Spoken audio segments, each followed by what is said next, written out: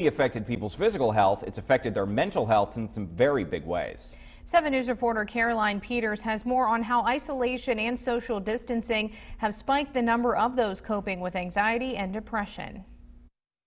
According to the Centers for Disease Control and Prevention, suicides have been on the rise for years, and the pandemic's cause for isolation doesn't help those suffering, which is why some doctors are concerned with those struggling with mental health issues. We don't necessarily have control of what's going on, and we can't predict what's coming next.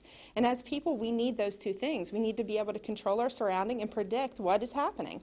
So between the two of those, and then you throw in social isolation, it's really increasing depression issues and anxiety issues. A poll done by the Kaiser Family Foundation discovered that 45% of people believe that the pandemic has had a direct effect on their mental health.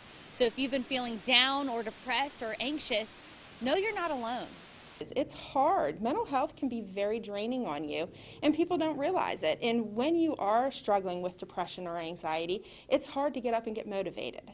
And sometimes we have to keep going and we have to push through that. Dr. Jill Maloney has advice for those who are trying to muster up the strength to get through their normal routine. Even if it's one thing, even if it is just going up and hanging up one decoration, or even getting the decorations out to hang up, that's at least a step of progress, and that's what you need to keep doing, is just keep going. If you or someone you know is having suicidal thoughts, you should call 911 or the National Suicide Prevention Lifeline. In Wheeling, I'm Caroline Peters, working for you.